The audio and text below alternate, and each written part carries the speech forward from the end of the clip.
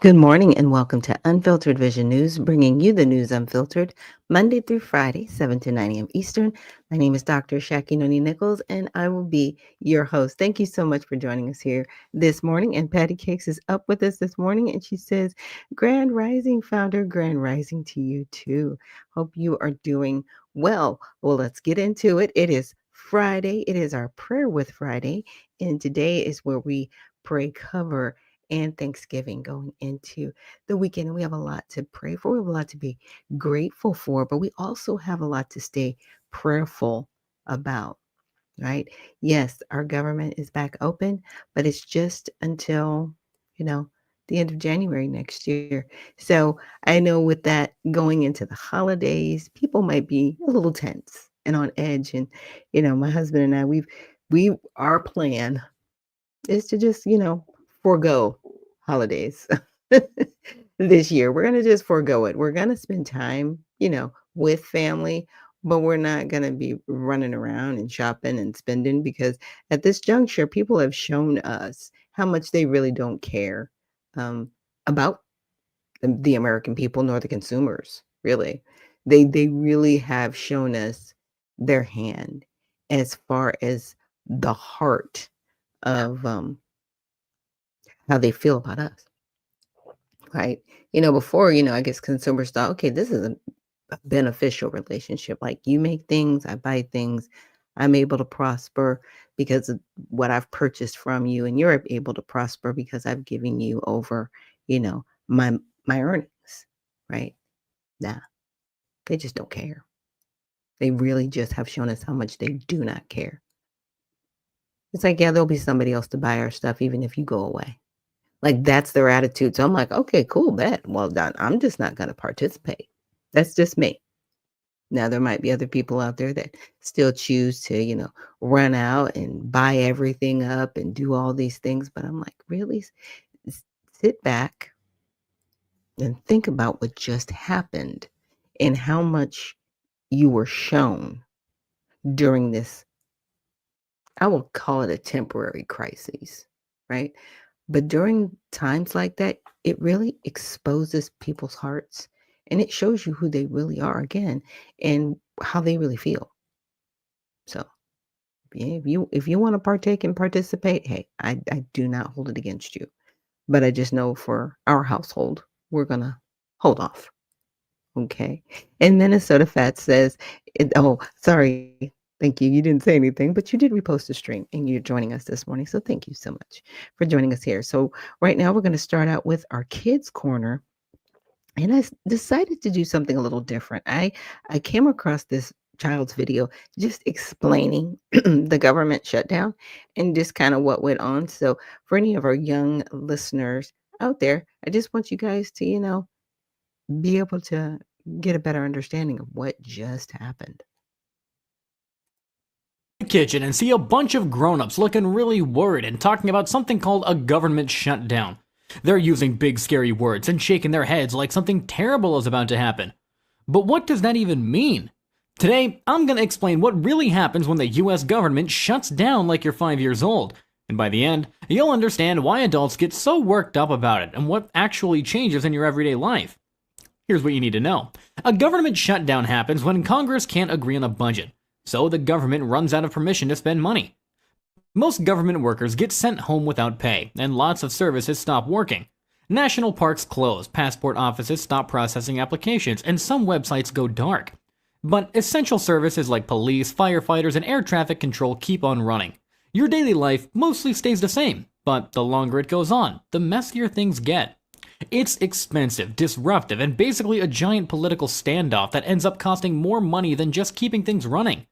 Let me show you how this actually works. First, let's talk about what the government actually is. Think of the government like the world's biggest, most complicated company.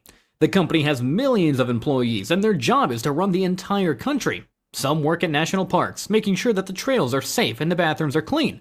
Some work at airports, checking that airplanes are safe to fly. Some work in offices, making sure your parents get their tax refunds. Others work at museums, helping kids learn about dinosaurs in space. The government does thousands of different jobs, from delivering your mail to making sure that your food is safe to eat. Now, like any company, the government needs money to pay all these employees and keep all these services running. But the government doesn't sell hamburgers or toys to make money. Instead, it gets its money from something called taxes. Taxes are like the allowance the government gets from all the grown-ups in the country. Every year, grown-ups have to give some of their money to the government so it can keep doing all those important jobs. But the government can't just spend money however it wants. It has to follow rules, just like how you have rules at home about how to spend your allowance. The government asks to make a plan called a budget that says exactly how much money it will spend and what it will spend it on. This budget has to be approved by Congress, and Congress is like the government's parent, and they have to say yes, you can spend your money on that, before the government can actually spend it. Here's where the shutdown part comes in. Sometimes the people in Congress can't agree on the budget. It's like if your parents couldn't agree on whether you should spend your allowance on toys or books. When Congress can't agree, they don't approve the budget, and when there's no approved budget, the government runs out of permission to spend money. It's like the parents taking away your allowance until you and your siblings can agree on something. So, when the government doesn't have permission to spend its money, it has to stop doing most of its jobs. This is called a government shutdown. It's not that the government disappears or that the country stops existing. It's more like the government company has to send most of its employees home until the budget problem gets fixed. The employees don't get fired forever, but they have to stop working until Congress figures things out. But here's an important thing to understand. Not every part of the government shuts down. Some jobs are considered so important that they have to keep going no matter what. These are called essential services. Think of it like this. If your house was having money problems, you would still need to keep the heat on and make sure that there was food in the refrigerator, right? You might stop buying new toys or going to the movies, but you wouldn't stop doing the really important stuff that keeps everyone safe and healthy. So what are these essential services that keep on going? Anything that keeps people safe continues to work. Police officers keep protecting people, firefighters still put out fires, doctors and nurses at government hospitals still take care of sick people. The military still protects the country, air traffic controllers still make sure that airplanes don't crash into each other, border patrol agents still watch the country's borders. All these people keep on working, even though they might not get paid right away. But lots of other government workers do have to stay home. The people who work at national parks have to lock the gates and put up signs that say closed. The people who process passport applications stop working. So if your family wanted to travel to another country, you might have to wait longer to get your passport. The people who answer phones at government offices stop answering those phones. Museums run by the government close their doors. Even some websites stop getting updated. Now, you might be wondering, what about all those government workers who have to stay home? Do they just not get paid? Well, it's complicated. During the shutdown, they don't get their paychecks on time. It's like if your parents said, we'll give you your allowance eventually, but not right now. The workers usually do get paid for the time they were off work, but only after the shutdown ends and Congress approves the budget. So these workers might have to worry about paying their rent or buying groceries while they wait for their money. The essential workers, though, the ones who have to keep on working, also don't get paid on time during a shutdown. They still have to show up to work every day, but their paychecks stop coming in until the shutdown is over. Imagine having to do all of your chores, but not getting your allowance until your parents finished arguing about the family budget. That would be pretty frustrating, right? So what does a government shutdown actually look like for regular families? Well, if you were planning a family trip to Yellowstone National Park, you might show up to find the gates locked and signs saying that the park is closed. If your mom needed to get a new passport for a work trip, she might find out that the passport office isn't processing applications. If your dad was expecting a tax refund, that check might be delayed. If your family gets help buying food through a program like WIC or food stamps, that help might stop coming or get delayed. But most of the things you do every day would keep happening normally. Your mail would still get delivered because the post office is separate from the regular government budget.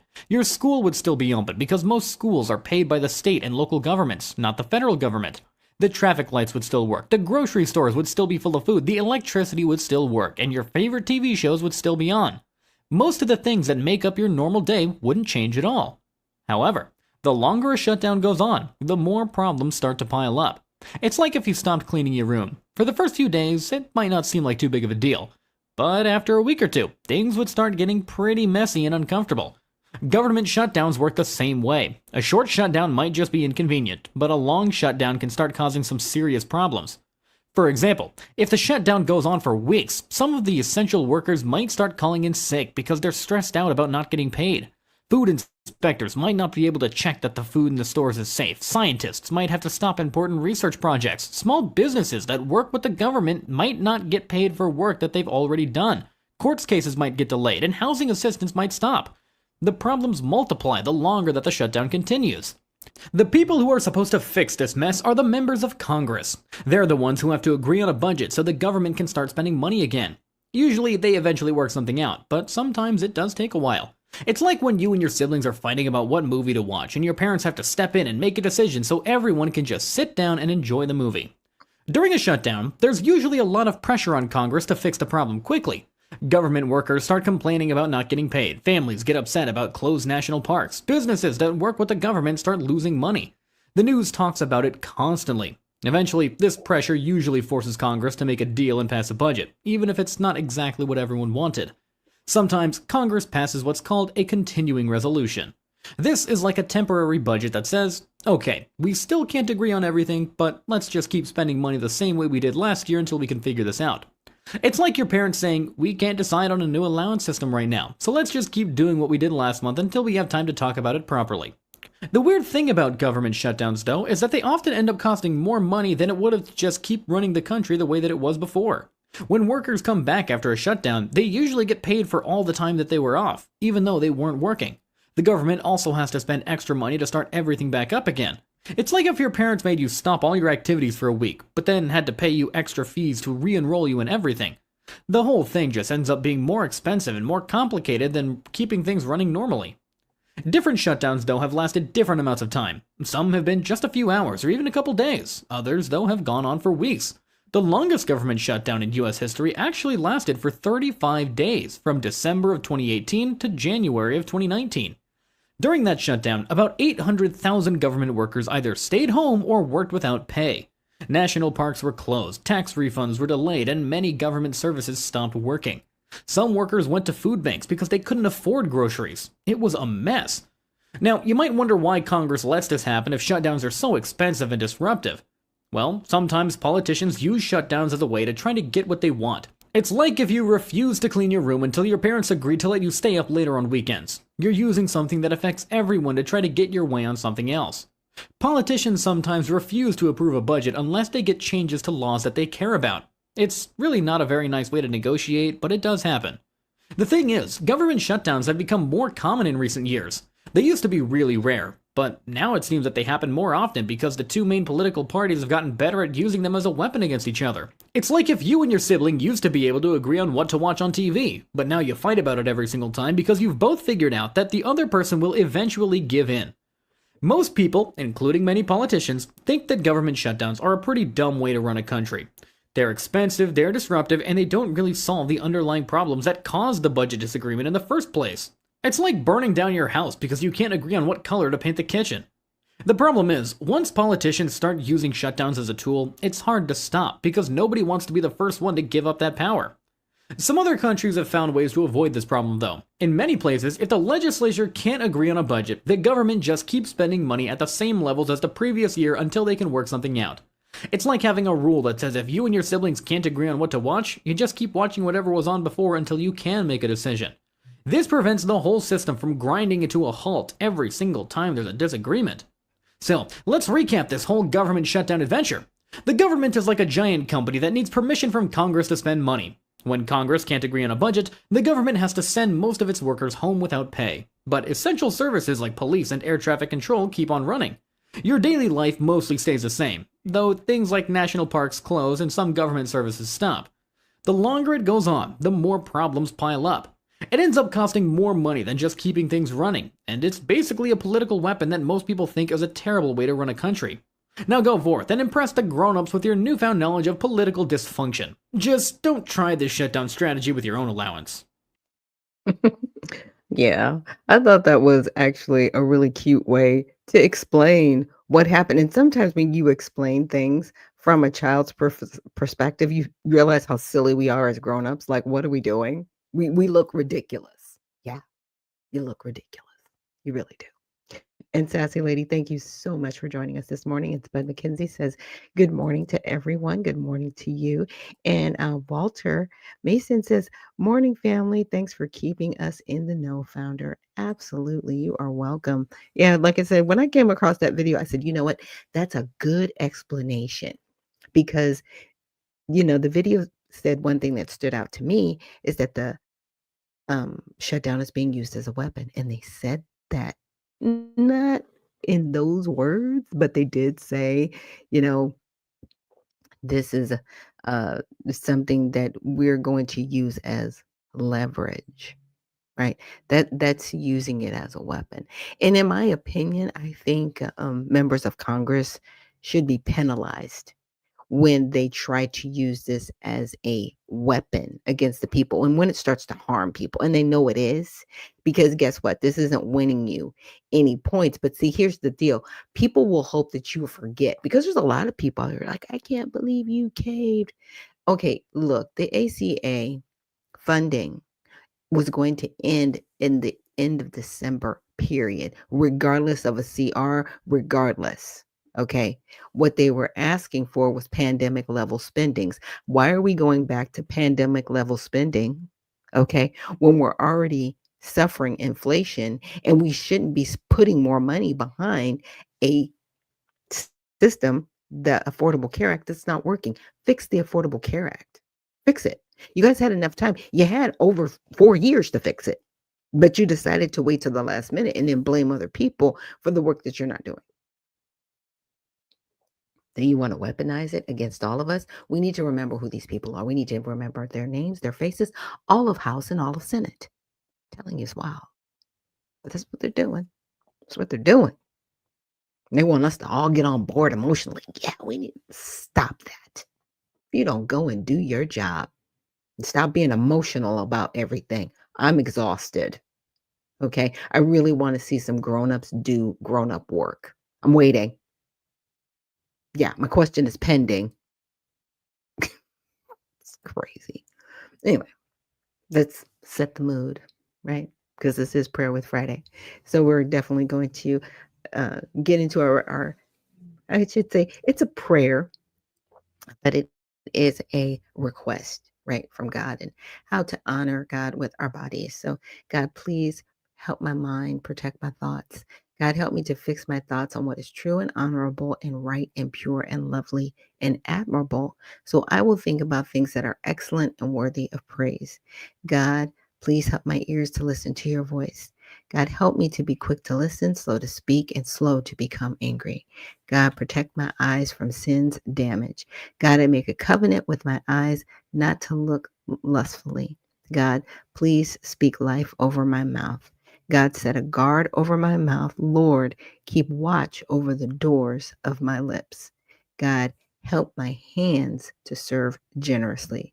God, help me to do good to everyone, and especially to those who belong to our family in the faith. God, please look over and protect my purity and my reproductive organs. God, help me to honor you with my body. God, please protect my feet and protect me as I walk along your path. God, let your word be a lamp for my feet and a light on my path. And I've been trying to really focus to say that prayer over us every day, to really set the mood for our day, right? To really honor God with our body and our mind and our thoughts and what we do. Because, I do get a little passionate about, the news that I bring to you guys, but I always want to make sure that I bring it with a Christian perspective, with a godly perspective, with still having a respect for God. Because, yeah, a lot of this stuff can be crazy and frustrating, but I would never want to disrespect God bringing you the information. I'm just saying. I can still bring you the information without being disrespectful, right? Yeah, I was bringing down the hammer on Congress, but not being disrespectful, right? Because I do think a lot of what they're doing is wild. Okay. And and is it fixing anything? And to that, what we can do, right? What we can do as members of society, as citizens, is at the local level, we can make sure that we spread the word about who should be in Congress and who shouldn't, who we should be voting for and who we shouldn't. Because unfortunately, right now, our Congress has shown us that they do not serve the people. They serve the people that are in their pockets. but they've got away from representing the people. And we need to put individuals in office that want to represent the people of this country. So, with that, let's get into our first topic. Now, this was something that was shared with me yesterday, and I knew about it, hadn't heard much about it, but what it is, it's called female genital mutilation, or FGM. And sincerely lawless, thank you so much for joining us this morning, and we're posting the stream. And so I definitely want to give April Showers a shout out, because this is something that she brought up, the what was happening about it. And I was like, you know what, let me cover this on my show. And as I was researching it, it was really um, kind of gut wrenching what's happening with it.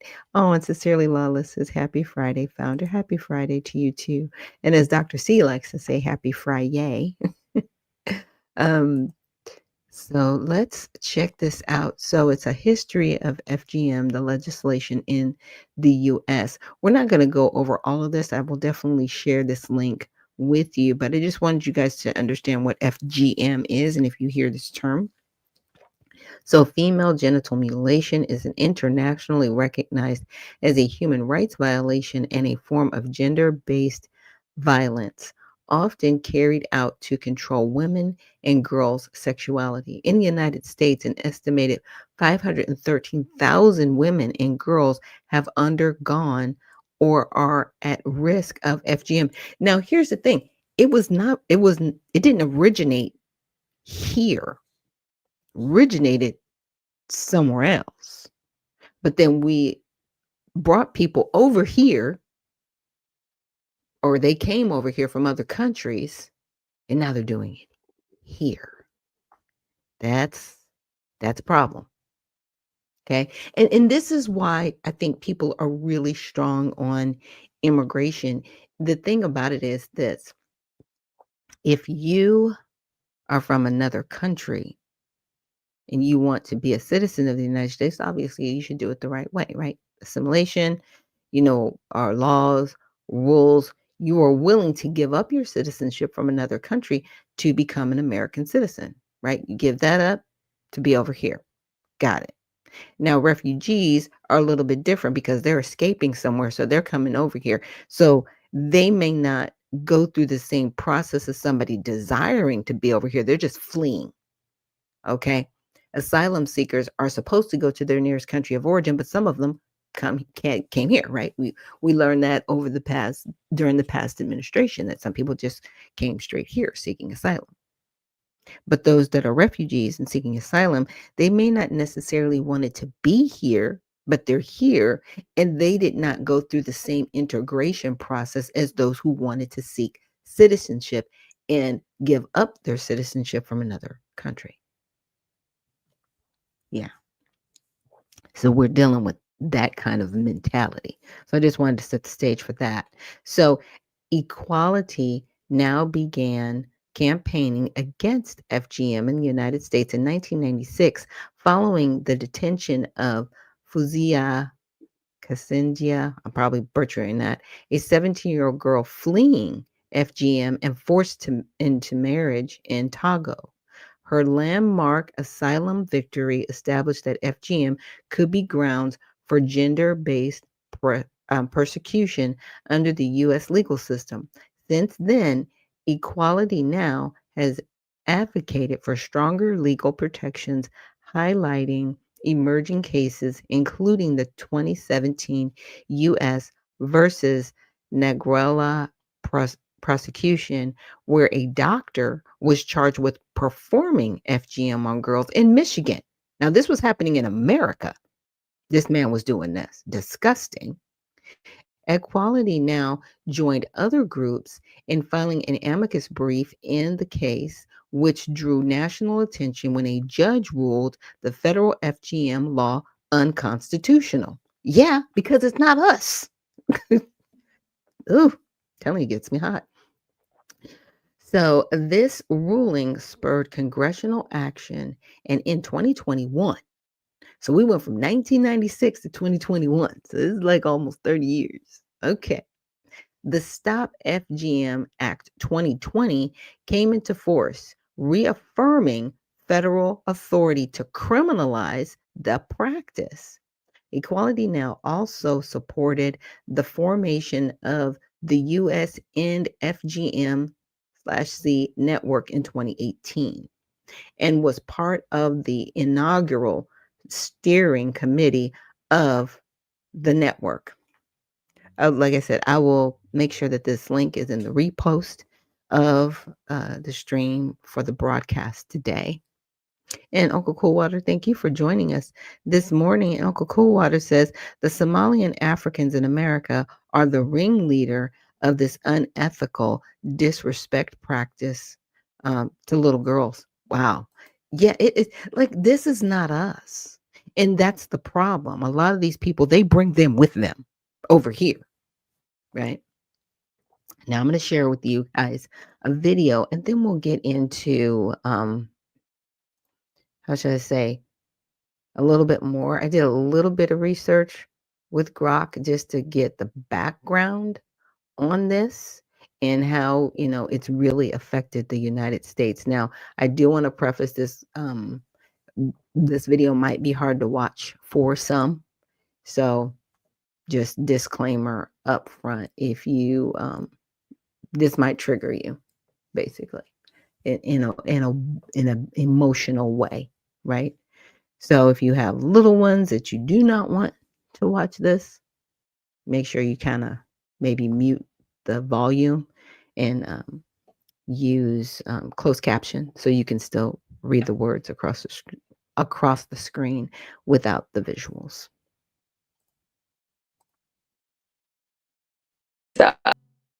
Yeah, and I definitely appreciate the courage of that young woman to come forth, right? And sharing her experience through that because I remember here, I heard about this years ago, probably maybe 15, 20 years ago. And I was like, wow, that is very barbaric. But I never thought that it would actually be here in the United States and we would be having a discussion about it now. But thank you, Soulful. She says, Blessed Friday, founder. Thank you for digging deeper into this FGM topic. Much appreciated. And definitely, absolutely. Like I said, April Shower, she kind of kicked it off yesterday, and I'm sure we'll talk about it a little bit later. But I wanted to share with you guys what I had found on this topic. And so, of course, I went to Grok and uploaded the video and I said, have there been individuals trying to get female genital mutilation laws in the United States overturned, right? Because we just read on that website where they got them to be deemed illegal, right? Like you can't practice this over here. Now, historically, yes, there have been notable attempts by individuals and legal teams to challenge or overturn aspects of U.S. law prohibiting female genital mutilation, primarily through constitutional arguments in court. The most prominent example is the 2017-2019 federal prosecution of United States versus Juma Narajala. That was the gentleman in Michigan, right? A landmark case that directly tested the constitutionality of the federal FGM ban under Title 18 USC Code 116. So it was banned, right? Now, the Najala case, a Michigan-based physician was charged with performing FGM on at least 2 young girls as part of a Duwadi Bora community ritual, right? So this is their community practice, right? This is what happens in their community. This is their mindset. This is their religion. Well, here's my thing. You're in the United States now. You can't do that to people. That's not a thing. Like this is why it's come forth. Now, her defense team, this was a woman. Sorry, I thought it was a man. Her defense team argued that the federal law exceeded Congress's authority under the Commerce Clause of the Constitution, claiming the practice was a local criminal matter best handled by states rather than federal jurisdiction. What? Yeah. So they tried to just sickness. I know what they're trying to do. They're trying to protect people at the state level and say, hey, federal government can't jump in because this was a local thing. So they would need to handle her at the local level. It's like, no, you need to leave those practices in your barbaric country. And if you want to do that stuff, do it over there. Don't bring that stuff here. It's gross. So in November 2018, U.S. District Court Judge Bernard A. Friedman ruled in her favor, declaring the law unconstitutional, right, on these grounds and dismissing the federal FGM charges, though state charges proceeded. Okay, so they're like, federal government couldn't do it, but the state could. That's where we're at. So this ruling represented a significant attempt to invalidate the nationwide ban, drawing widespread criticism from human rights groups like Equality Now, who filed an amicus brief supporting the prosecution. The U.S. Department of Justice initially declined to appeal in April 2019, but the U.S. House of Representatives intervened to revive the case. However, the appeal was ultimately dismissed. This challenge spurred legislative response, leading to the Stop FGM Act of 2020. So from 1996 to 2020, this was going on. Crazy. Which reaffirmed federal authority and clarified the law's scope. So no major federal constitutional challenges have succeeded since. And the 2020 amendments have held up. However, the case highlighted vulnerabilities in the law's ju- um, jurisdictional basis, prompting stronger protections. And Dr. C says Alice Walker wrote three novels about this heinous practice. In my studies of it, a fellow scholar expressed that it made females more females. And that's disgusting. And that was probably a male saying that, or maybe even a female, because they are brainwashed to believe like, hey, yeah, this is just normal. You should just do this to everybody. No, it's not normal. It's not even biblical. Like, what are we talking about? It's gross. It's gross. But let's read on.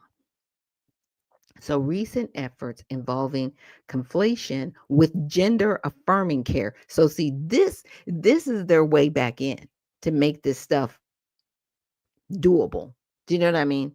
To make us to make people give into, oh yeah, this is okay. So in 2025, new attempts emerged not to directly repeal FGM bans, but to weaken their enforcement and intent by conflating FGM with gender affirming care for transgender youth, framing the latter as a form of mutilation to expand the law's application. These efforts, led by federal officials and lawmakers, risk diluting focus on actual FGM, a non consensual, harmful practice rooted in gender discrimination.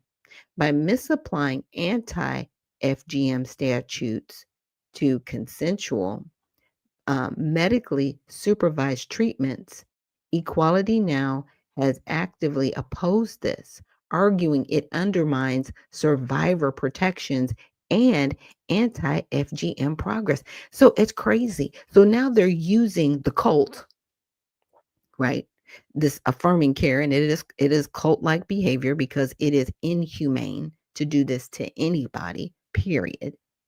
They're trying to weave it in there to make it seem like, oh, well, this is just gender affirming care. This is just caregiving. And if parents want to do this, they should be allowed to do this because now we have gender affirming care. What? But that's where we're at, you guys. So, January 2025, the White House executive order titled Protecting Children from Chemical and Surgical Mutilation, right? This order issued under President Trump equated gender affirming interventions, puberty blockers, and surgeries for minors with FGM. Okay. So while it directed the DOJ to prioritize FGM enforcement under Section 116, under Title, okay, what was that title? I want to get the law right. Title 18, right? making sure we're getting their titles right. The rhetoric and policy directives encouraged broader misuse of the law against gender care providers, potentially straining resources for genuine FGM cases. Okay. So a lot of these practices are not done in hospital settings. As you could see, like the girl that was, or the young woman that was explaining, this was done in somebody's house.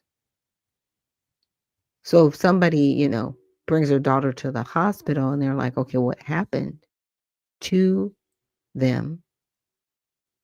They would be able to explain what happened to them without being arrested, right? This is why they're trying to juxtapose the two with the whole gender affirming care. And Trump's trying to put a stop to this, right? Which is good. So in April, the DOJ directive, a U.S. Attorney General Pam Bondi issued guidance instructing federal prosecutors to investigate and pursue charges against providers of gender affirming care under the Stop FGM Act. This represents an explicit attempt to stretch the FGM law beyond its intended scope, which Equality Now describes as legally incoherent and harmful to both anti FGM efforts and transgender rights. Oh, my word. Okay. I can't. Why don't you just leave these babies alone? Seriously. It's like people are not satisfied unless they are truly trying to destroy our youth. So in May, right, the Protect Children's Innocence Act, introduced by Republican lawmakers, sought to amend the Stop FGM Act to explicitly include gender affirming care for minors, hormone therapy, as criminalized mutilation. Okay, so you cannot mess with these babies if they are under the age of consent, which should be 21. I don't even want to make it 18. I want to make it 21. I want people to, and even at 21, people's brains still aren't fully developed till they're 24, 25. But at least at 21, you can legally drink. How are you under the age of drinking age saying, hey, I want to just totally mutilate myself, cut off my breasts? Really? You can't even drink.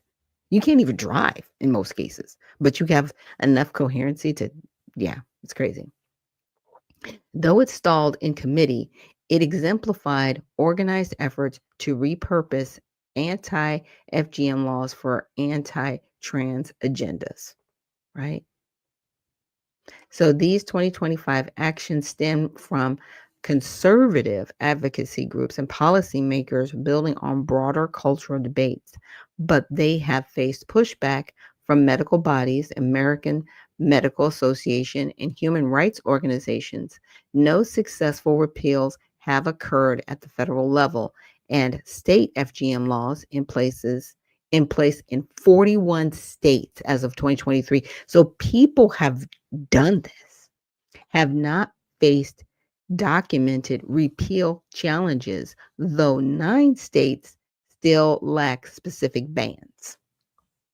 Okay.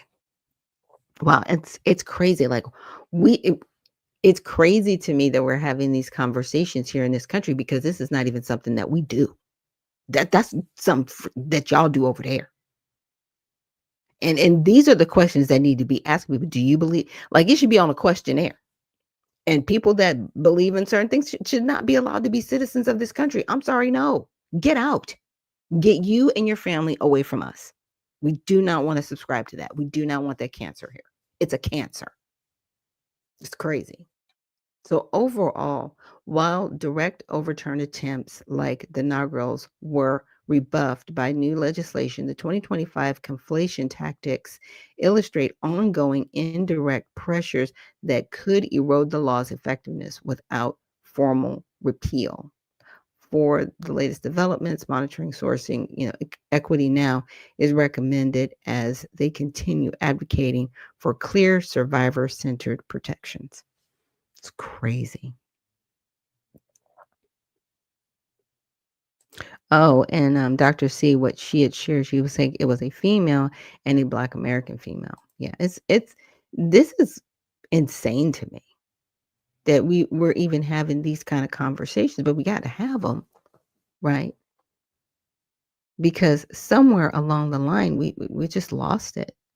And AB says, I believe it's because of all these foreigners. That's their beliefs. It is. And they are bringing in a whole belief system of mutilation. I've seen certain individuals that are melanated, maybe from, other parts of the world, and they have scars and marks on their face. And I'm like, okay, that's tribal. You didn't get that on accident. Do you know what I'm saying? Like, literally, somebody cut your face as a child to scar you, to mark you as being a part of their tribe. And that's what some tribes do. And, this female mutilation is probably a very tribal thing because it happened generationally. That's just something that they do, that they practice, that, and it was just passed down. Now, it's not global because mutilation. It's very isolated to a particular set of people, but we don't want that sickness and illness over here. This should have been shut down immediately, period. You're not going to do that over here. And if you do it, you're in prison, federal, state, bye. We don't need you around other kids. But see, this whole gender affirming care and all of these other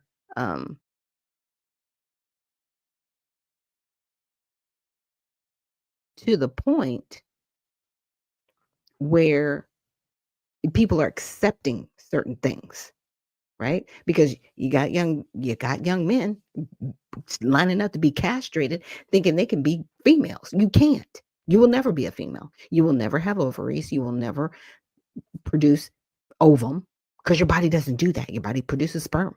That's how your body was made. That is who you are. And we've got people sitting around saying, oh, no, you can be something completely different. No, they can't. Stop lying. Stop lying to them and destroying their lives even more. It's very sad. It's very sad. It's very crazy. All right. But let's take a quick break. When we come back, we're going to get into a little bit more of the government shutdown ending and just the feedback from certain members of Congress and even our president on how we move forward. So thank you so much for joining me here on Unfiltered Vision News, and we will see you on the other side.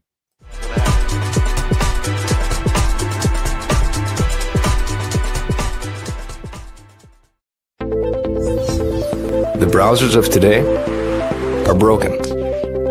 They've been overtaken by a barrage of sneaky and annoying ads, trackers that follow your habits, and cookies that build profiles, and all sorts of other internet clutter that's taking precedence over the content that you want to see. In fact, these useless bites can take up to a whopping 50% of page load times, with a third of it anxiously trying to learn more about you. To make matters worse, some ad blockers are even letting ads through when large advertisers pay them. But do you really want a leaky ad blocker? It's because of these very reasons that we developed Brave, a new browser that kicks internet crud to the curb and makes it faster, safer, and better to surf the web than your current browser. With Brave, everything you need is built right in. We integrated technology that automatically blocks trackers, annoying ads, and shields everything that can cramp your style and destruct your privacy. With it, you can expect increased speeds nearly 2 times faster on laptops and up to 4 times faster on mobile. And unlike any other browser, Brave allows you to support your favorite publishers with automatic micropayments, so it's a win-win for you and your favorite sites. To top it all off, Brave is open source, because we truly believe it's our web and we need to fix it together. So ask yourself this question: do you want a web browser made for the internet of today? If so, try Brave. It's faster, safer, and ad-free.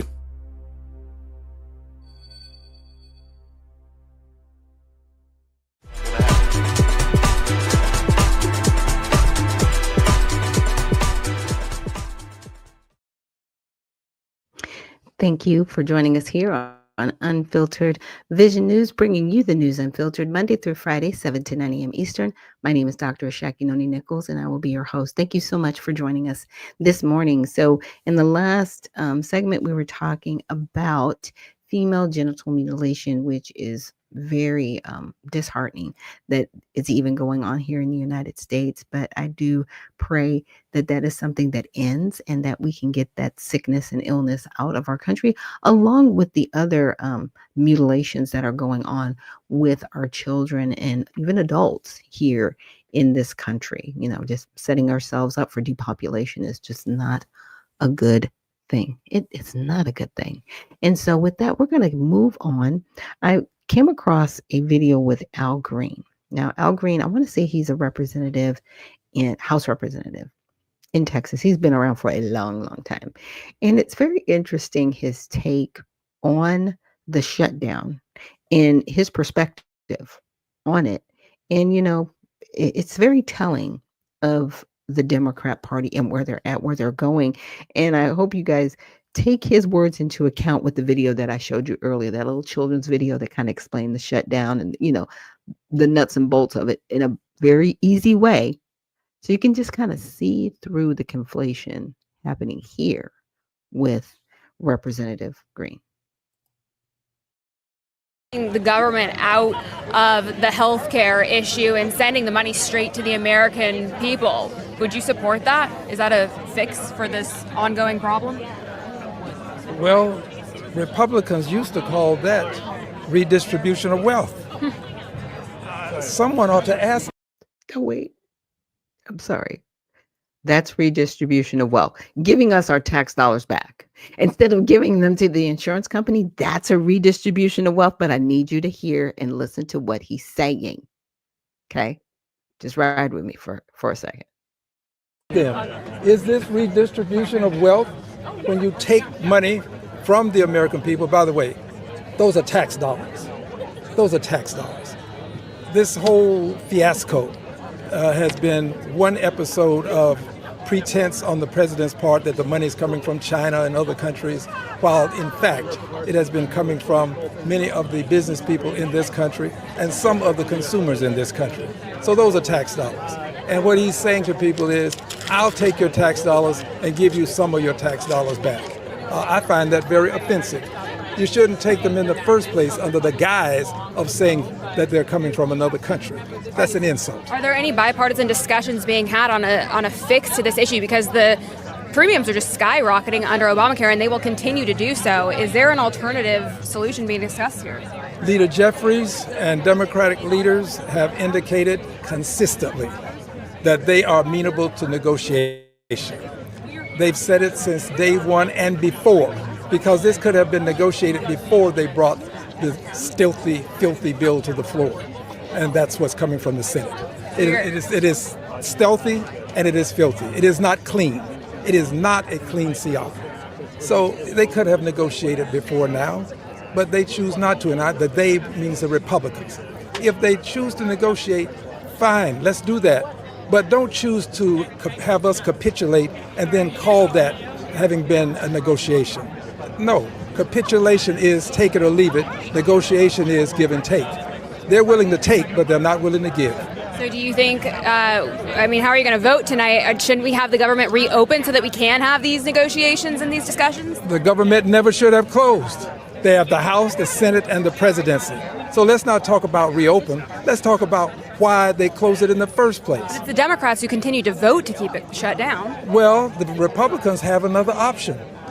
Anytime they want, they could have in the Senate done for this country what they did for Gorsuch. Gorsuch could not get 60 votes. He could not. They then resorted to a majority rule as opposed to a 60-vote rule. And they then put Gorsuch on the Supreme Court with 54 votes. The vote count was 54-45. They could have done that. They did not have to do what they've done, and that is create this stealthy, filthy piece of legislation with the expectation that we would not want negotiation and would give them capitulation. We're not going to capitulate. Well, let me speak for Al Green, a liberated Democrat. I, Al Green, liberated Democrat, will not capitulate. I believe that the American people deserve the health care that we in Congress have. What is interesting about this is most of these people who are deciding the health care issue have some of the best health care in the world. Why would they then become concerned about people who are among the least, the last, and the lost having what they take for granted, meaning the very wealthy, the well-off, the well-heeled, and the well-to-do. They have good health care, but they, for some reason, believe that poor people can do more with less, but wealthy people need more to do more. Now, how do you manage that kind of thinking? Poor people can do more with less, and wealthy people need more to do more. So they've had the House, the Senate, and the presidency since the genesis of this. Now we're getting to Revelations, and they have decided to give us another opportunity to vote for what I consider a stealthy, filthy, unclean CR. Okay, so you heard it from the rhyming Al Green, representative from Texas. He's interesting, you guys. And AB says he knows that the money laundering is being exposed, tax dollars going into their pockets. Exactly. Because unlike on the back end, what we don't see are these insurance companies that have lobbied these different congressmen and women, right? To ensure that the ACA stays in place. Because when I shared the video with you guys yesterday, here's what happens. Under the ACA, they were like, we're going to tax these insurance companies so that, they're basically, quote unquote, penalized, and they'll give a better rate to the American people. What happened to, we were supposed to have the same health care that Congress had? Why wasn't it opened up to the millions of people in this country to be a part of that program? That's what you sold us. Okay, that's what you sold us. See, whenever you have open enrollment, the open enrollment should have been for your plan. There's a plan. You get A, B, or C, right? HMO, preferred, or there's a catastrophic one, right? There's 3 of them typically. All right. Did you get an open enrollment plan that Congress was on? I didn't get one. Did anybody else get one? Let me know in the chat. Come on. Let me know if you have ever been offered or afforded the opportunity to buy into the exact plan that Congress had, because that's what we were sold. You're going to be able to keep your doctor. Your rates are going to be low. All this stuff they told us. And it was a complete lie. Complete lie. Because that 40% tax you did on the insurance companies, they charged it not only back to the consumers, you took our tax dollars and you subsidized it on top of that. Okay. So they've never lost any money. They've only gotten more money. Then you wanted to tax and penalize individuals if they refuse to have health care. Even if it wasn't a plan that would help them. What does a 21-year-old man need with a gynecologist? He's a man. He doesn't need that kind of plan. But you did this. You sold us a bill of goods that was never good. And it was never going to be right in the first place. Meant to destroy insurance, as far as I'm concerned. And the smart person, Jonathan Gruber, he basically said the American people were too stupid to realize how catastrophic this was, but they voted for it anyway because they believed their congressmen and women and the president at that time. And AB says they always use the so-called blackface to deflect. It's not about healthcare at all. It isn't. No, this is about fleecing the American public, and it's getting so criminal. And Sofa says, nope. She says, I've never been offered that. No, none of us have. And you know what's the hilarious part? They're like, yeah, we have this healthcare program that's paid for by the taxpayers. Where does your income come from in Congress? It comes from us. We pay their salaries. We pay for their health care.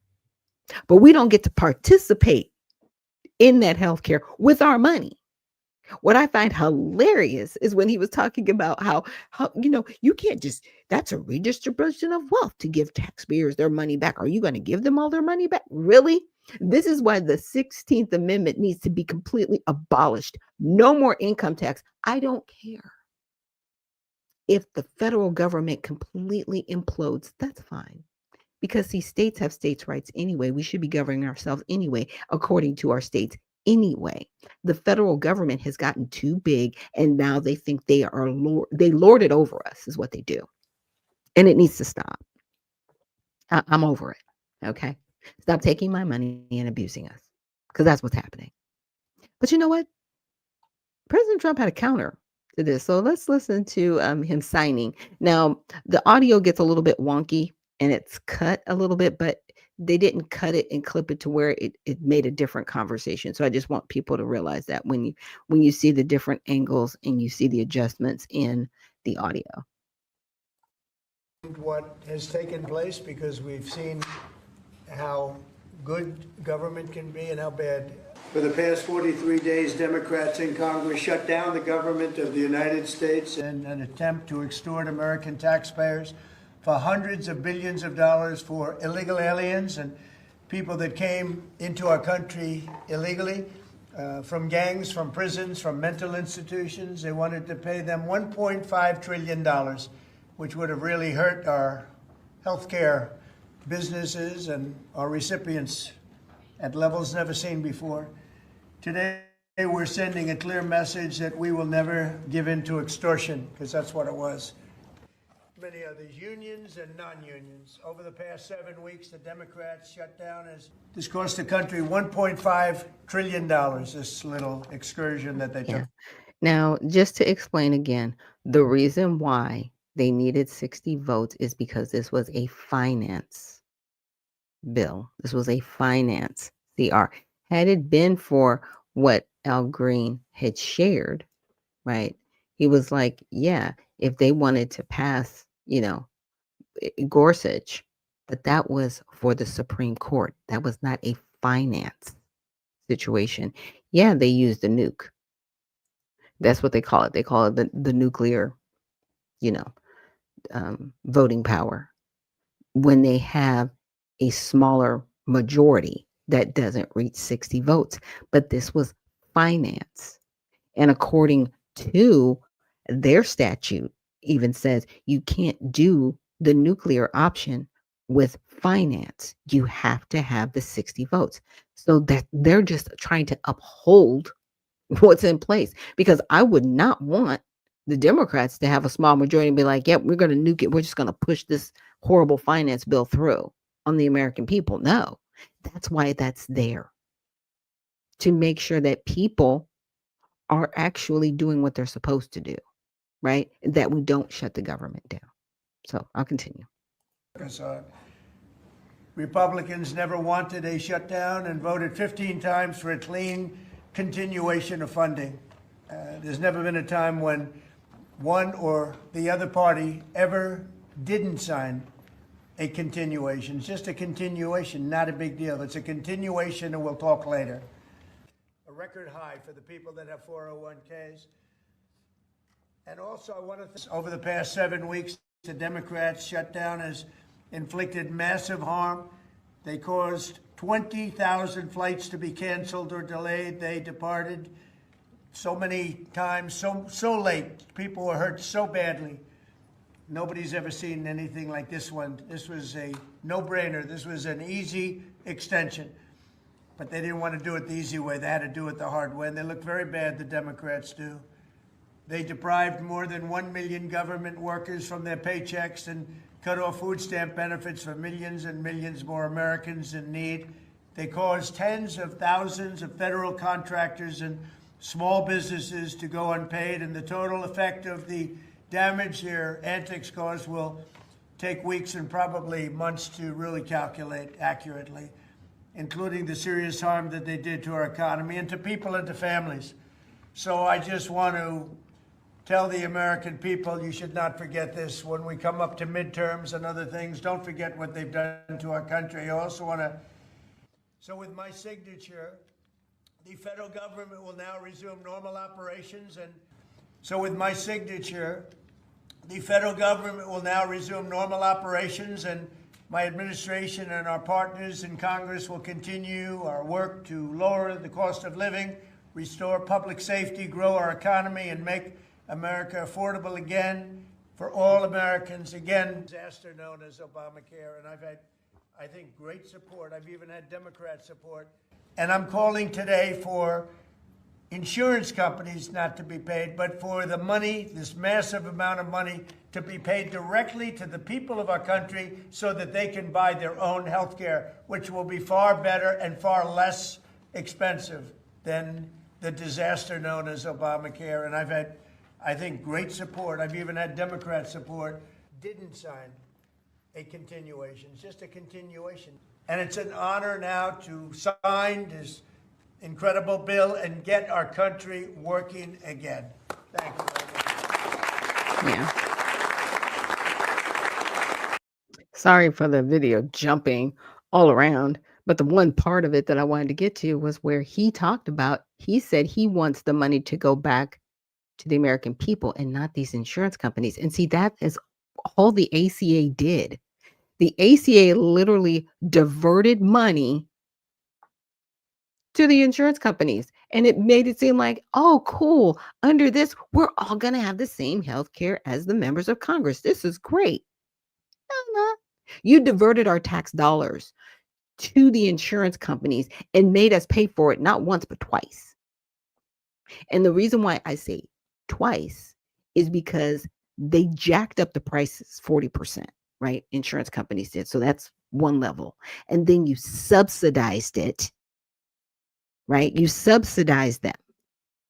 So that tax that you put on them, we are paying for it because they have to up their prices so they make a profit.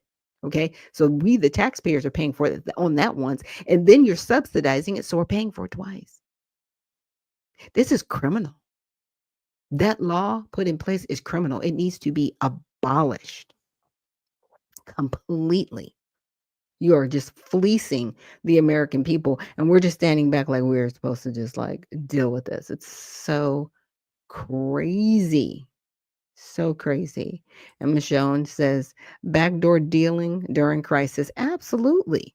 Absolutely. They knew what they were doing.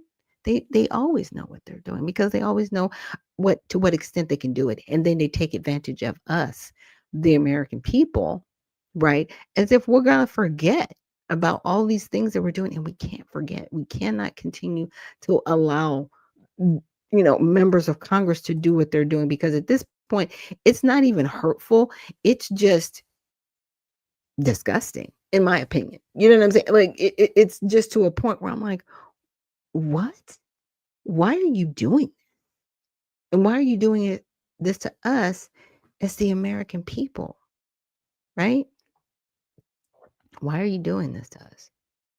I mean, I get it that you are basically serving other people, right? You are. You're serving other people. You're serving the people that are in your pockets, like the insurance companies and the oil companies and all these other, because our donations aren't the highest, right, on the scale of donations, but we pay your salaries with our tax dollars. Again, I want the income tax removed. And I do not want the federal government using us as their source of revenue anymore. It should never be funded like that, ever. Our federal government was supposed to be there to support us, right? If we needed support outside of the states. All the federal government was supposed to be for. And now it's just turned into this brood of vipers. And it is just so sad what it's turned into. And so I want to get to these next two videos. I'm going to go a little bit out of sequence of what I had listed in my show notes. And AB 2000 says, I believe that's why Nancy announced her retirement. It's all about to come out, and she knows it. Absolutely. Timing is everything, right? Because she stepped down as House leader. Everybody was like, what? She's stepping down? Nancy? The top, they said that she was one of the top, finance fundraisers. Yeah, she's one of the top fundraisers. Really? She's stepping down? Okay. And then it was like, oh, I'm going to retire. Mm-hmm. You know what's all coming out now. It's going to be interesting. But yeah, but let's check this out from Promethean. And I showed you um, a video from Promethean, I want to say either this week or late last week. And she's talking about Trump. And some things I'm going to have to look up, but I just wanted to share her perspective on, just what happened with the government shutdown and what she thinks is going to be happening forward. Intelligence exposures are. What really has the British establishment in full panic mode is Trump's economic revolution. The British system has dominated the post-war world because the United States surrendered to imperial economic policies like free trade, floating currencies, and radical environmentalism. No president has seriously challenged this until Donald Trump. And here's what's hidden behind the affordability narrative, which is coming from both left and right. On the left, from Democrats, which was their talking point during the shutdown. On the right, to Tucker Carlson, MTG, and the Fuentes gripers. They claim Trump is too focused on the international affairs or is in bed with billionaires and ignoring Americans who can't afford groceries. Well, here's why things aren't affordable. It has nothing to do with Trump and everything to do with what he's trying to change. In 1971, the US dollar, under pressure from the British pound, was taken off the gold reserve standard, and it became an object of financial speculation. This termination of the Bretton Woods system was the first step in the march toward the globalist hell we're living in today. You may be surprised to know that 1971 is also the year the World Economic Forum was founded to guide nations into subservience. What the British establishment is terrified of is that Trump will end their 50-year financialization of the American economy. Here's how they did it. The same financier elites who orchestrated the end of Bretton Woods pushed through legislation creating HMOs, health maintenance organizations, in 1972. Before that, healthcare was primarily a relationship between doctors and patients. Afterwards, it became a profit center for insurance companies and speculators. And who championed this financialization model globally? The City of London, with their British free trade, free market ideology, and their Wall Street partners. Obamacare was just the final stage of the spread of this cancer. And that's why Trump slammed the insurance companies and their profits. And anyone who's paying attention knows that what RFK Jr. and the team are trying to do is to make the purpose of healthcare to make you healthy, not to enrich the insurance companies or big pharma. Right now, you're simply an income extraction point for big pharma and the insurance cartels while they destroy your health, because for them, it's not about health. It's about income streams. And that's what's happened step by step to all sectors of the economy. Mortgages were no longer an instrument to put you in a house. They became a cog in a Ponzi scheme of mortgage-backed securities, which brought us the 2008 housing crisis. And the British banks were deeply embedded in the mortgage securitization market. Same thing happened with student loans. They were turned into tradable securities, and college costs have increased by 1,200%. So what the British and their Wall Street partners have done is sucked up. Okay, that was part one. So let's get into part two. From these productive sectors of our economy, turning productive assets into simply financial speculation vehicles. Money chases money, and the physical economy has been increasingly starved over the past 50 years. So there are no productive jobs. Everyone is a consumer, engaged in a rat race to put together enough income to barely survive. The strategy of the elites, which has been the playbook of the Democratic Party, has been to compensate the loser. Throw enough money to the losers so they can stay pacified.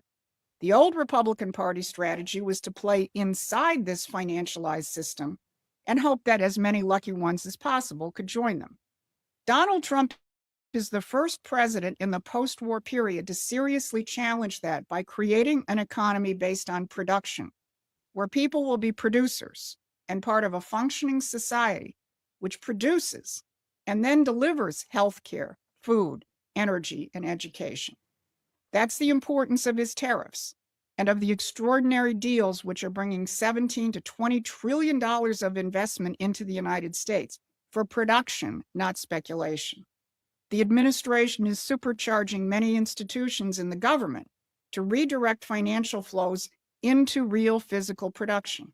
Energy Secretary Chris Wright just announced that hundreds of billions of dollars in DOE loans will be available for the massive expansion of nuclear power needed to turn us back into a manufacturing superpower. And yesterday, Stephen Miller made clear that this is the key to addressing affordability. Here's what he said.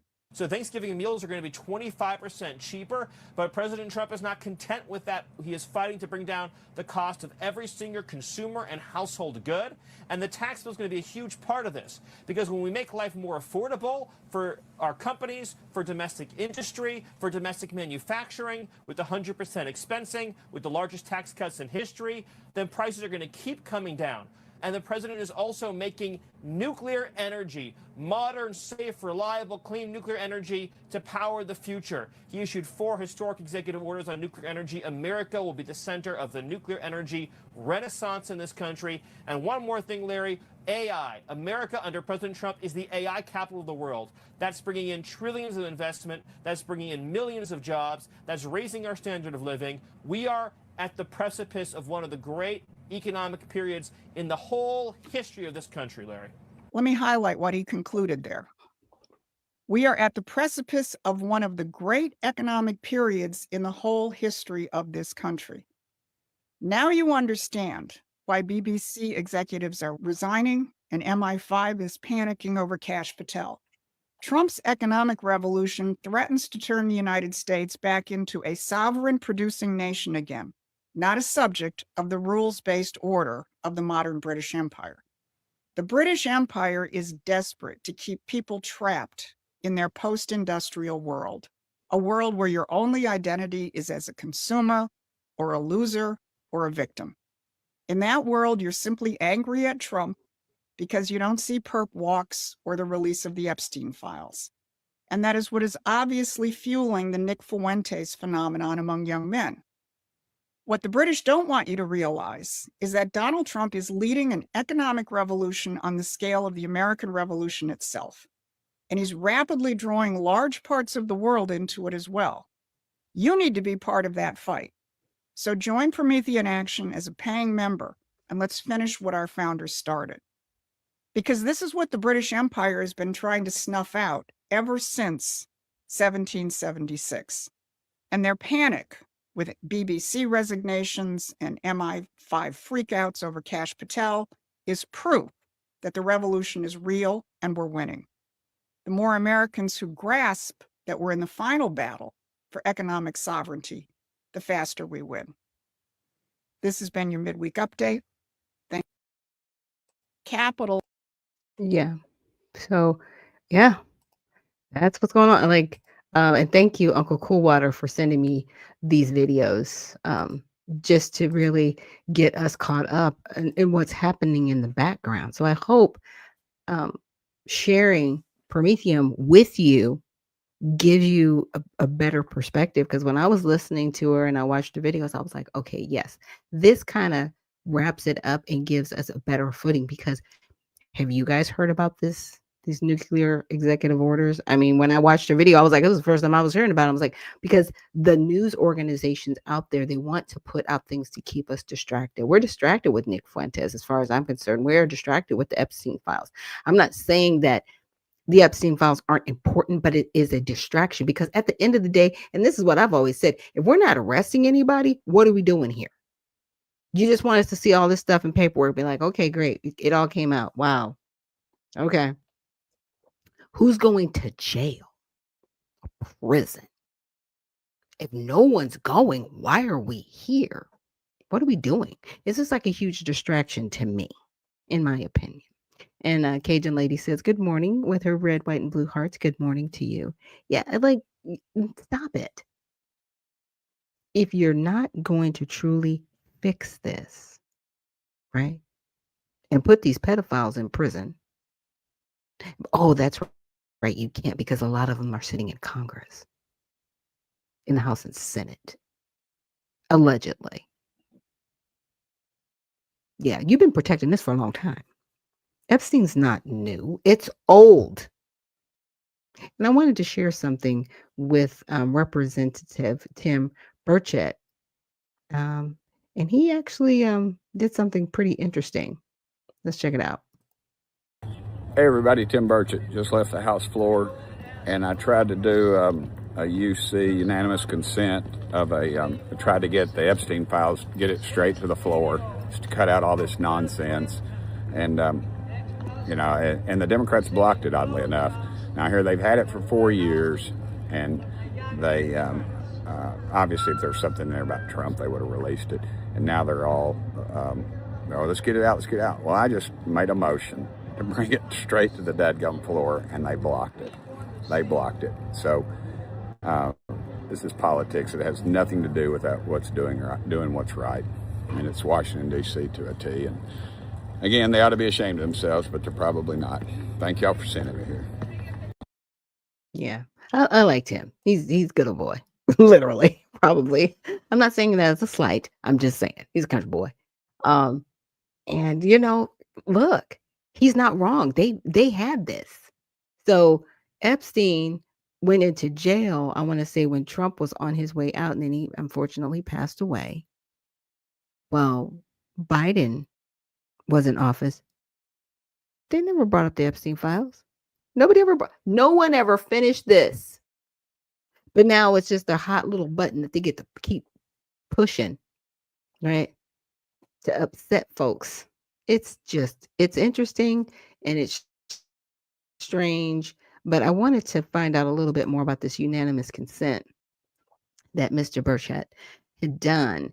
And so on the 12th, he attempted to fast track a vote, H.R. 4405, the Epstein Files Transparency Act, right, which would compel the Department of Justice to release all remaining documents related to Jeffrey Epstein's sex trafficking case.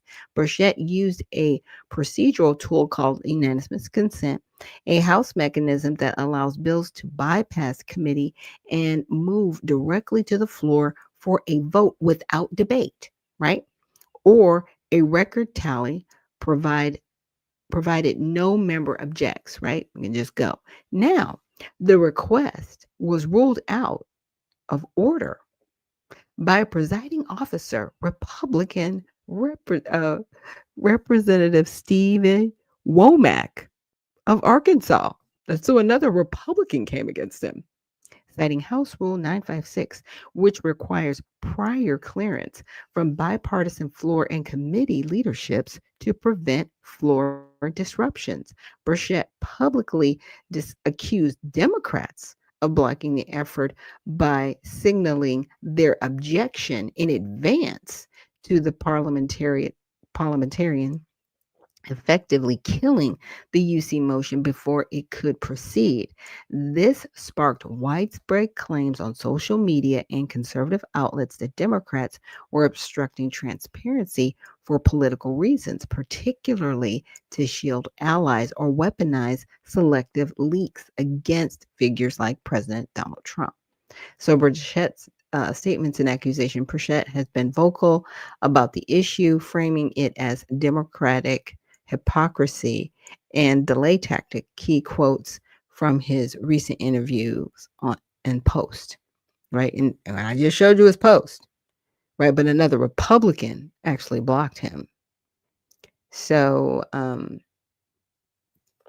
okay, I just showed the video on Twitter where he talked about the Democrats blocking it, but on Newsmax, Rob Schmidt on November 12th, they did block my efforts to do that, of course, with unanimous consent. It's in the rule book, they continuously blocked.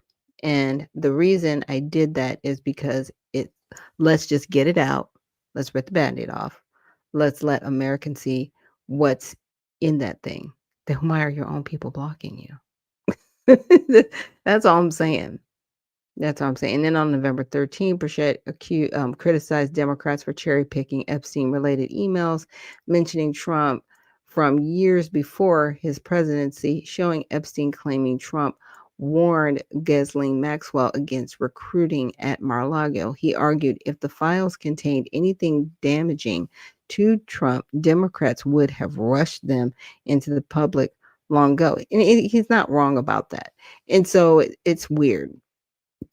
So, Democratic leadership has not directly confirmed or denied objecting to the UC, but sources close to the process, including CNN and Snopes, indicate the objection was pre communicated to avoid a chaotic floor scene, right? So, critics of Burchett's narrative argue the UC failed due to standard bipartisan protocols, not a direct Democratic bloc. Womack, a Republican, enforced the rule, and inquiring about the objector's party was deemed an improper parliamentary question. So Burchett's move was uncoordinated and rogue, as he hadn't signed the bipartisan discharge petition led by Representative Thomas Massey that already had momentum.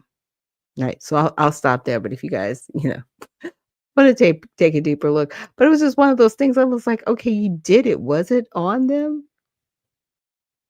And it's interesting. He's like, yeah, that's just politics. That's how it's played. Like, bro, we have to double check everybody. So we're double checking you. Your own party kind of shut it down. So don't blame all of this on the Democrats.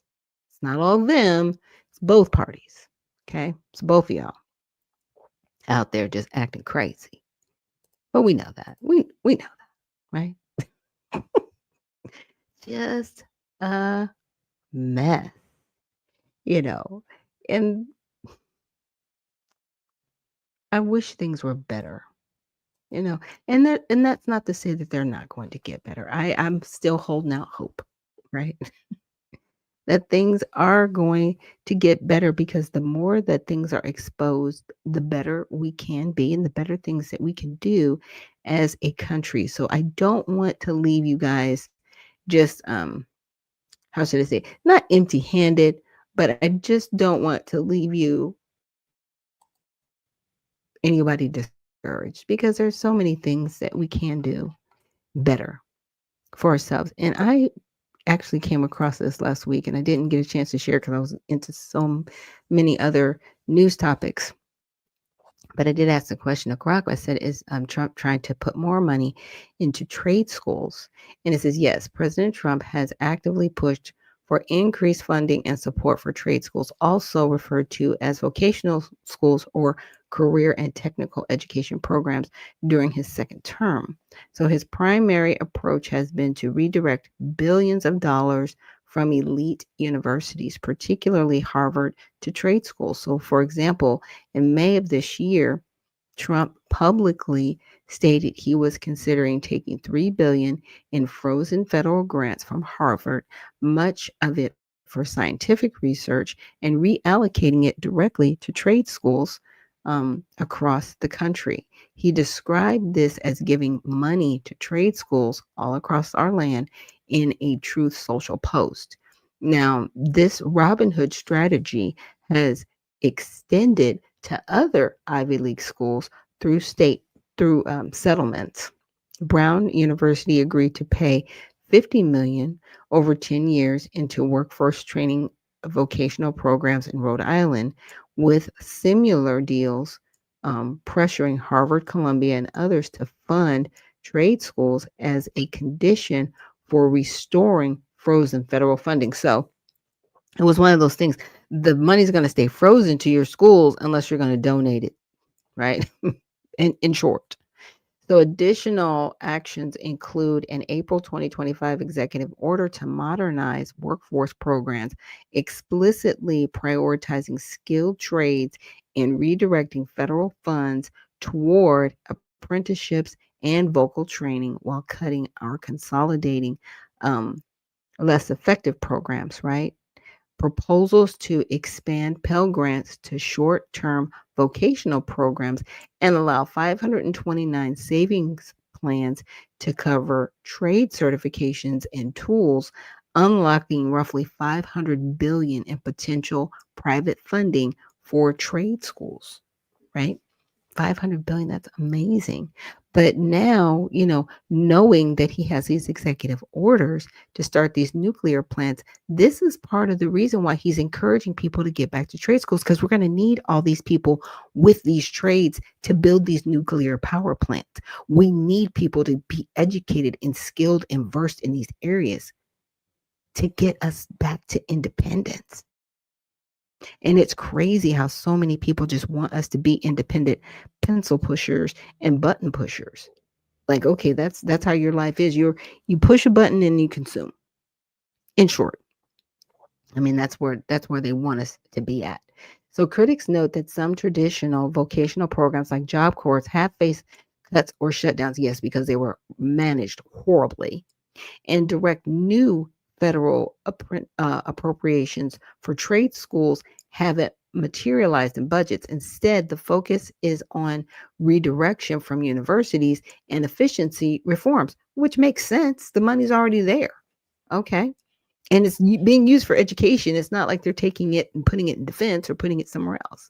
So legal challenges have arisen over whether redirecting research grants to trade schools is feasible or lawful, as the funds are often earmarked for specific purposes. Okay, here's my thing. I get it that we do need research and development, but some of the things that they're researching, like really shrimp on a treadmill, like that's the thing that they research. Can't say that they don't. I would rather somebody be trained how to, build nuclear energy than watch a shrimp on a treadmill and tell me how it goes. I don't know. You out there in the audience, like, we need to put the monies where it can be useful. And it's interesting how, the same progressives don't want trade. They don't want people working with their hands. They want people to be slaves and serfs. I'm telling you. Like, anytime you bring up, hey, let's have people work with that. Well, they shouldn't have to do that. Why not? Some people are good at that. Some people don't want to sit behind a desk. Some people want to be outside. Some people like the people that work in oil rigs, even though it's kind of dangerous, they kind of like that stuff. It's not for me, but they like it. And I'm glad they like it because it keeps our country moving forward. Oh my goodness. So overall, Trump's policy is a clear effort to shift resources toward trade schools, framing it as an investment in American workers and corrective to overfunding woke elite colleges. And I don't disagree. So trade school advocates, including Mike Rowe, have praised the idea of using Harvard's money for $3 billion in vocal scholarships. Absolutely. Absolutely. We have to get back to it. So I said, can you make a short list of where people can go to get training? So this is where it gets interesting, right? For anybody in our audience, if you have young people, old people, people that are transitioning, they just don't know what to do, there is skills and workforce training out there. Some of this stuff is free. So here's a short list of practical places where anyone in the United States can get trade school or skills training right now, right? So one is your local community college. Search the city community college name and workforce training. Example, Houston Community College, Miami-Dade College, etc., right? And free or zero tuition programs in welding, HVAC, CNC, plumbing, nursing assistant, etc., often paid by state programs or Trump's new Pell for short-term rules. Usually Pell grants are grants, right? There's something you don't have to pay back. But this is out there. So if you know anybody who's looking for training, young, old, just let's share this with them. Tech Hire American Job Centers are free. So Google American Job Center near me. You can be a walk-in.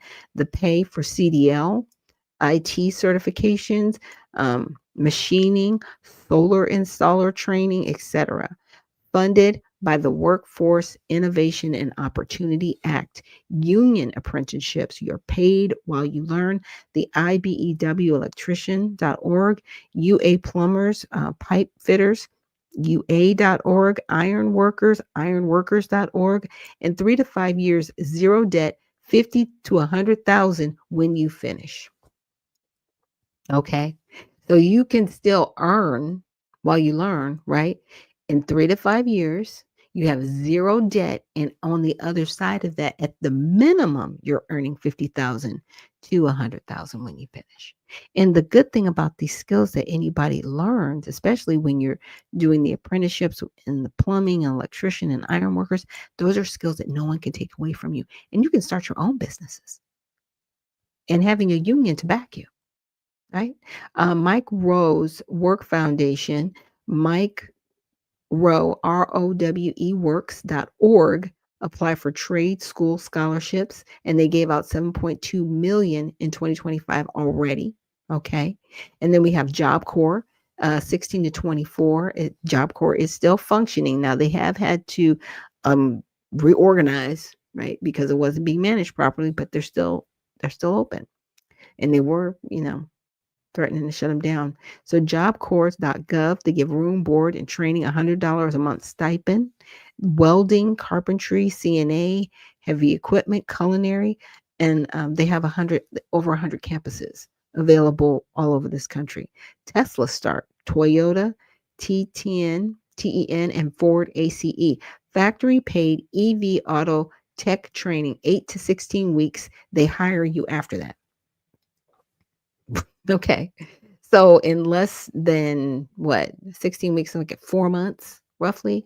So anywhere from 2 to 4 months, you can have a full-time job, right? ABC, Associated Builders and Contractors, abc.org, free apprenticeship in 22 trades, electrical, HVAC, heavy equipment, etc. Just pick one, right? Call tomorrow and you can start, usually start within 2 to 6 weeks. No 4-year degree required. We're being given a way out. I didn't see any of this under the previous administration. They wanted everybody sitting at home watching Netflix in their feelings about life and mad. And now we have an opportunity to take our country back. One brick at a time. We have to build this foundation back up. And that requires us getting people off of this soil as well. Our ICE agents need to be protected. They keep talking about due process and all these things. These people were given due process. They actually were given deportation orders, which means they got due process and they refused to leave.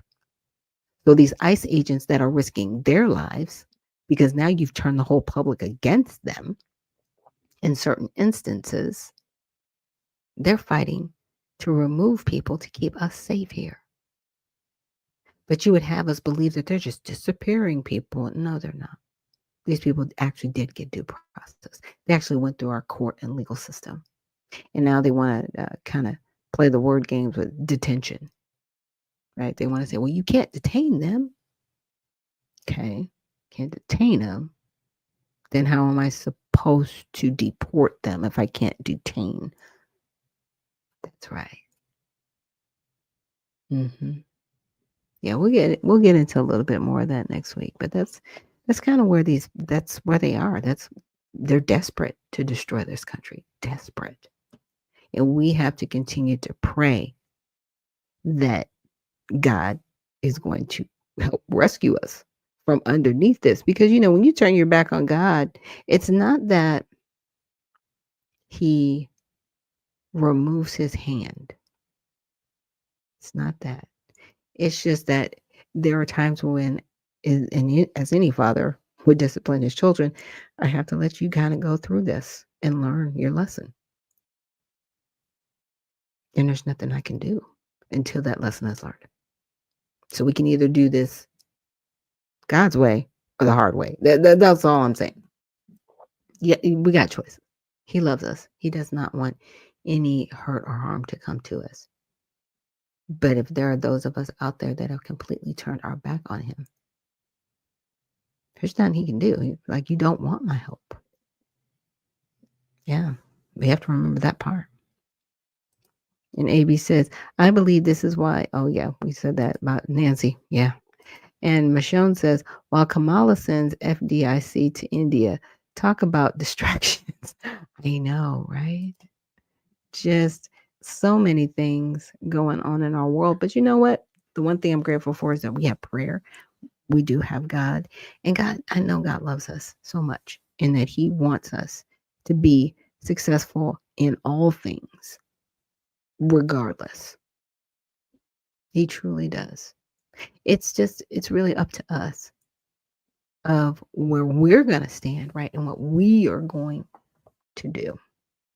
So with that, let's go ahead and pray our cover and Thanksgiving going into the weekend. So God, thank you so much for this Prayer with Friday, Father, November 14th. God, I pray, God, that for everything that we've covered in this program, from those who have suffered female mutilation to talking about the economy, Father, just also through talking about the political back and forth that we have in this country, and using people's lives in the balance, Father, I truly pray that we continue to keep our hearts and our minds focused on you. Because as long as we're focused on you, I know you're going to take care of everything else, because you are greater than that. And we definitely pray, cover going into the weekend, watch over us as we travel with our family and friends, and as government workers get back to their jobs, right, being paid, and also our air traffic controllers, God, that they keep people safe that are flying back and forth to different destinations and on the ground, just truckers, and just everybody who definitely continues to make our country move forward in those ways, God. And then definitely to make sure that we as individuals, our hearts and minds are focused on doing the right thing always, God.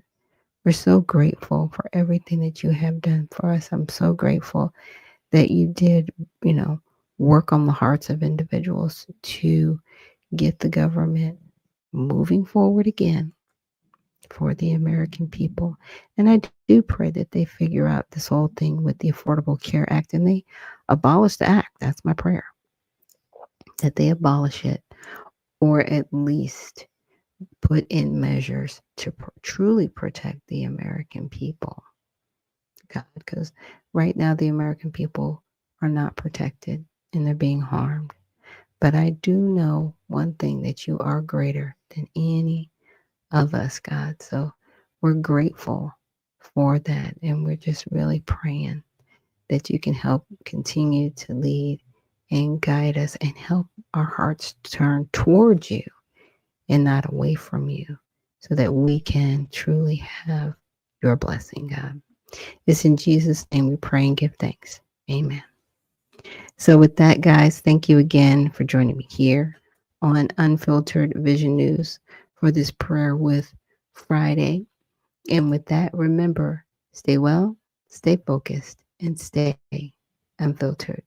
We'll see you in the next one.